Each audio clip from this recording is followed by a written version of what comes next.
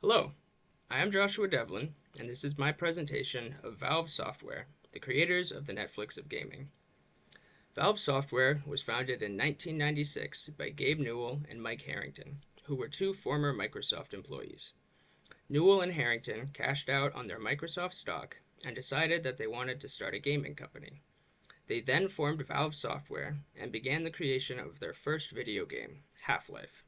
Half-Life is a first-person shooter that was released in November of 1998 and was published by Sierra Studios. This game was extremely popular and led to the creation of a mod known as Counter-Strike in 1999. Valve later purchased Counter-Strike and it joined their portfolio of games. This move by Valve foreshadowed their continuing support and involvement in the PC gaming modding scene. For those of you who do not know, mods are created user modifications to the game that alter the content and coding of the game itself. Counter-Strike would go on to become a global phenomenon and rapidly increased public interest in esports. Following Half-Life, Valve turned to their next project, Half-Life 2, which aimed to be more ambitious than the last game.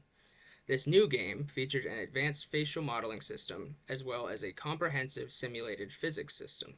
This game was released in November of 2004 and accomplished what many had deemed impossible in any digital media aside from big AAA Hollywood studios. The production of this game nearly bankrupted the studio, but paid off to be a huge success. Valve's ambitious nature and ability to take large risks foreshadowed their creation of Steam. Steam was created in 2003 and was a requirement to have in order to play Half-Life 2. It was originally created as a means of updating and patching Valve titles.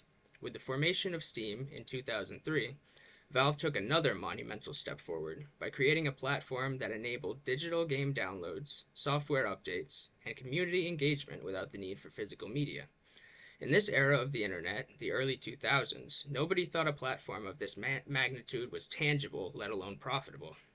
The launch of Steam marked the beginning of a new era in gaming history. Steam created one of the first digital markets and grew it into a multi-billion-dollar industry, defining PC gaming over the last 2 decades. This effectively made them one of the first streaming services, the Netflix of gaming.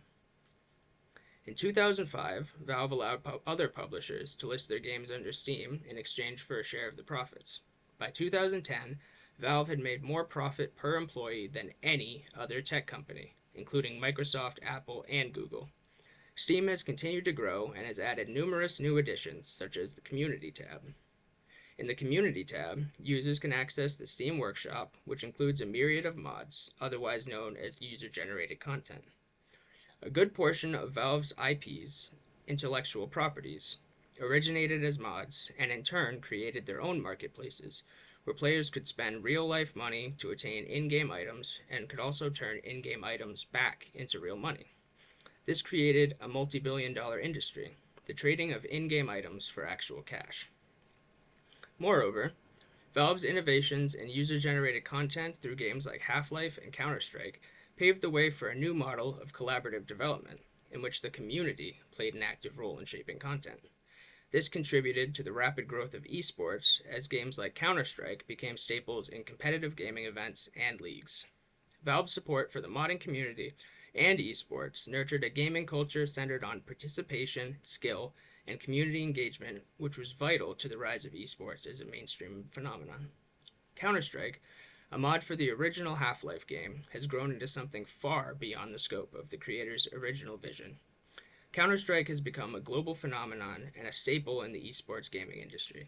As previously mentioned, Valve's fervor support for user-generated content made a huge impact in the gaming industry by creating its own standalone economies and marketplaces.